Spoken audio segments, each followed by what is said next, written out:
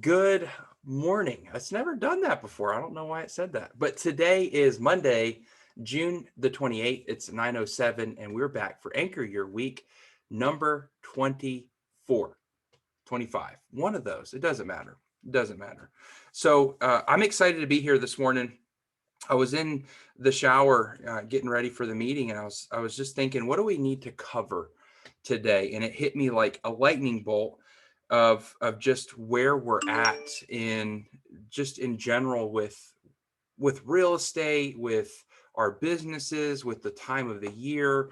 And so, what we're going to cover today is really looking at refocusing ourselves, refocusing our businesses, recentering, going back to the beginning of the year. Now, most of you in here that are watching, you've sat down with me. You had your business vision casting for 2021. That was at the beginning of the year. And so, as we're looking at the calendar, and Stephanie and I were talking before we went live, it's July 1st on Thursday. It's July 1st. That means 6 months of this year will be gone. We can never get that time back. There's nothing that we can do to go back 6 months on Thursday.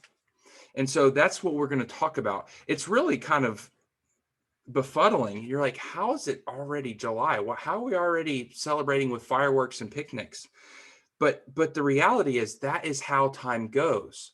And if we aren't intentional about the time that we invest in our business, in our relationships, in our marriage, in our family, we find time just slipping through our fingers.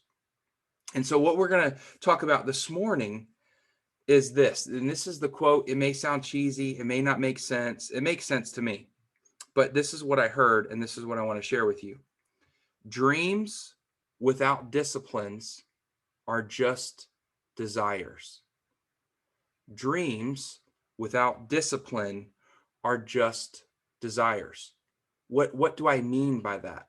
Everybody has a dream. Everybody has a vision for their business, for their family, their marriage, their personal life. Everybody has that, right?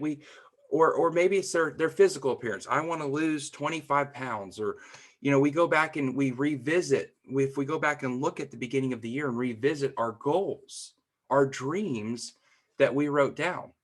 Most of you said, I desire to be in the circle of excellence, which is selling $2 million worth of real estate, right? That's a dream. That's a vision. That's a goal.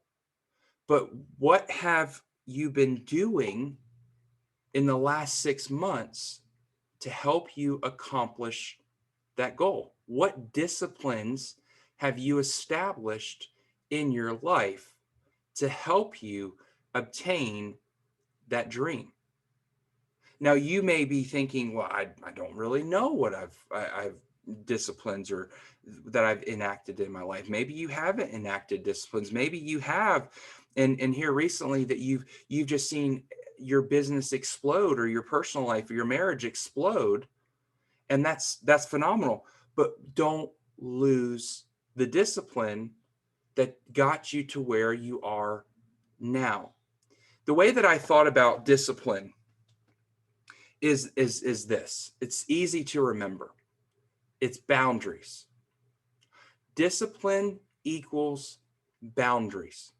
What boundaries do you have set up in your personal life, in your business, in your marriage, in your family? What boundaries do you have set up that are going to consistently and constantly keep pushing you towards your dream or the goal that you have set for your life? Without boundaries, we feel trapped. We don't know where to start. We feel overwhelmed. And when we feel trapped and overwhelmed and not know where and don't know where to start, we don't start. And so if you don't start, then you're not making any progress towards your dream, And now it's just a desire. Well, I desire to be 235 pounds. What am I doing? What boundaries and what discipline am I doing to implement that into my personal life? Right? I'm not talking about your real estate business. This is in general. This is, yes, it applies to our business, but this is in general. What boundaries do you have set up? Or what boundaries do you need to set up? I use this illustration. I think I've used it before with you guys, but when I was teaching, and I specifically taught grammar and writing, and when I would tell the students to go and free write, you just go and write about whatever you want. Some of the ones that had the discipline and the boundaries, they knew what they were doing. They felt a little bit more, they had more expertise with it. They would go off and they would write. They would write incredible stories. But the reality, what I found was that most of the students in the classroom, they didn't know where to start. And so what happened is they'd come up to my desk over and over and over again and say, Mr. C, I don't know what to write about. I don't know where to start. And then I'd have to prompt them. And so what I started to do was I started to give them boundaries or parameters and said, all right, it's free write, but I'm going to give you some help. I'm going to establish some boundaries that will help you write. You could still write creatively, but I'm going to give you some boundaries or some ideas. And so I would say you need to have two characters in your story. You need to tell a story about a severe challenge that someone was facing, and you need to tell me how they solved that challenge. Right now, that was just off the cusp, off the whim, completely made up. But what I'm telling you is that when I told them this is what it needs to have, this is the recipe, and you can make the recipe however you want, but this is the start of the recipe, they found success because there were boundaries and parameters in there for them. And then they went off and started. So what discipline do you need to add to your life? You know, we can go back to the beginning of the year. We talked about time blocking, right? Do you have boundaries on your time? As we've heard, we're about to be July 1st. We're about to be in July, 6 months gone. How are your boundaries with your time blocking? Are you dedicating? Are you protecting? Remember, boundaries are protection points, right? Think about a backyard. You have a fenced yard. You can't go over that. You can go over the fence, right? But nothing should be able to come in to your side of the yard because it has boundaries. It has protection points. What is your boundary look like for time blocking? Are you committing time to your real estate business? Are you committing enough time? Do you have boundaries, but they need to be better? Do you have holes in your fencing around time blocking? Right? So that's just one. What about your communication? And we'll lump communication with advertising and social media posts. Okay, so communications under those three. What are your boundaries for posting? Now, I'm going to be transparent 100% with you guys. I have struggled with posting real estate lately. For me, I've identified the issue. I've identified the hole in my fence, the hole in my boundary. The Canva has not been friendly to me. Now, I know a lot of you guys are doing Canva really well, but for me, I had my system. I had my discipline. This is what I do. I put a house under contract. I go to over. I change my picture. That's it. And then I post it to Facebook. Well, now with Canva, I've got to go in. I've got to upload a picture. I've got to go over to the slide. So I have identified the area that I need to work on. But what are your boundaries? Do you have boundaries set up to say, I have to post on social media? I've got to do this for my business. And if we take business out of it, we could say personal. Am I posting to bring forth the glory of God and to glorify the kingdom, right? It can go either way. And so what does your boundary look like? Are you disciplined in the area of communicating with your people? Are you communicating the story? How many of you had a conversation after I posted that article the other last week about Biden extending the moratorium? And I don't need you to raise your hand or to respond with a text, but how many of you have had a conversation with somebody, with a potential client, with a potential seller? How many of you have had a conversation and said, "Hey, looks like we've got an extra window here. It's extended till July now. Let's go ahead and hurry up and get your house on the market before that moratorium ends." Have you had a conversation yet? Now, this is not meant to make you feel guilty. This is not condemnation. This is one of those that it's a wake-up call. We have 6 months left of this year. And right now, traditionally, is the busiest time of real estate. In August of last year, I had 14 closings.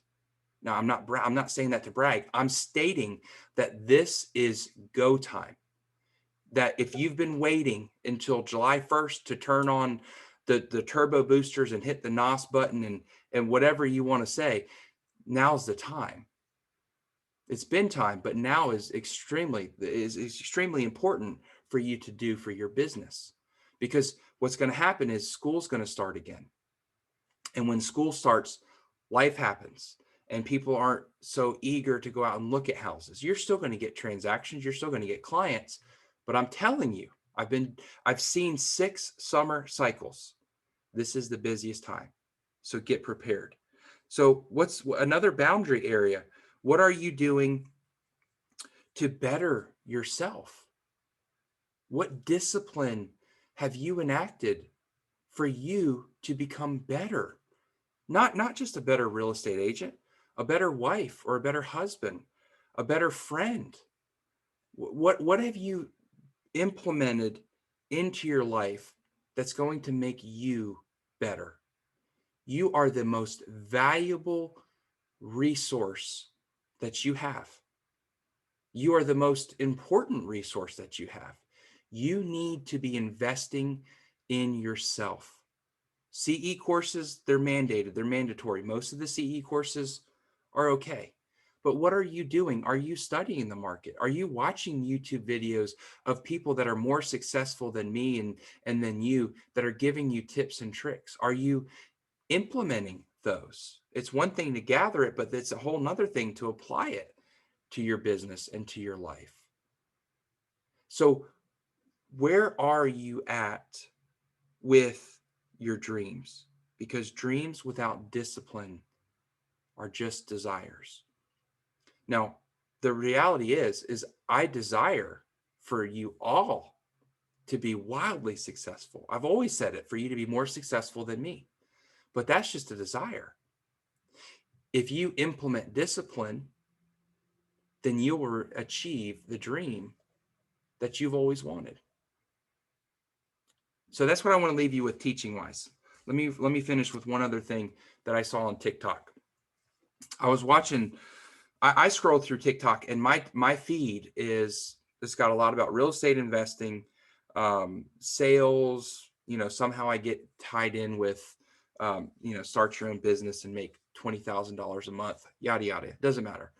But I got this video from Grant Cardone, and we've talked about him multiple times. He's been in the real estate industry. He's way more money than all of us combined, right? So we probably need to at least turn an ear towards him when he's talking. And I watched this video, and he goes in and is talking about the market. And this was a recent video, but he's talking about the market and how we are seeing investors coming out with all cash and buying houses for at list or above list price offers. And it got me thinking, I've never seen that happen. Right now, if you've been in the business for over 2 years, maybe 3 years, you would know that cash offers typically, this is, and I could go back to my script that I taught myself. Cash offers are typically 95% of the list price, right? So for $100,000, it's 95,000. If it's 200,000, it's 190,000, right? You change the numbers. They were traditionally always lower. But now, like I was talking with Cindy last week, she said, Cody, I've got 2 investor all cash offers that are over list price. What is going on? And Grant Cardone says he's never seen it before. He's been predicting it for the last 7 to 10 years that the investors are going to come out. They're going to start buying up this residential inventory, and then they're going to turn it into rentals because rentals pay money. There's no rentals right now. There's no housing inventory right now. So what they're doing is they're coming in and they're dominating the market. And I had this conversation with Jamie. I told her we were going to talk about this. Why are we seeing investors coming into the market when every single one of us know this is inflated? Why would somebody come in and purchase in an inflated market? And this is what Jamie asked me. She's like, what do we, well, she didn't ask me, but we had talked about, what do you tell your buyers when they ask you, would you buy in this market? I wouldn't. I wouldn't buy in this market. Yeah, the interest rate's good, but why do I want to compete with a bunch of other offers and pay way over list price? Yeah, I mean the house could appraise, but what's going to happen is they're going to have to wait until the other cycle for them to be able to sell, until we're at the top of the other market cycle, right? It's always cyclical. It's always cyclical. And so, but hearing Grant say that, it now gives me a verbiage. It gives me a response to what these buyers are asking me. Because what I've said is, let's wait until to see what happens after the moratorium. That's been my go-to. But now and the reason I'm telling you this is so you could have this conversation with your buyers. Well, listen, Grant Cardone says that there are more investors that are purchasing right now than ever before. And so if investors are liquidating their cash, then it's telling me that it's a good time to purchase. And that's what you can truthfully tell your buyer to give them peace of mind when they're getting discouraged, when they're getting frustrated, burnout from offer after offer. I'm on my 7th offer for one client, and we're approved for 225 or under. It's challenging, but I have the boundaries. I have the discipline in my life that's going to help me obtain the dream that I've always had, that I'm always pushing towards. So I leave you with that today. You guys have a blessed day. Thank you for being here this morning, and we will see you we won't be here next week because it's the 5th of July. And so we're going to take next week off to celebrate with our families. It's a national holiday as well. So we'll see you in 2 weeks. But you guys have a wonderful day, and we'll see you soon.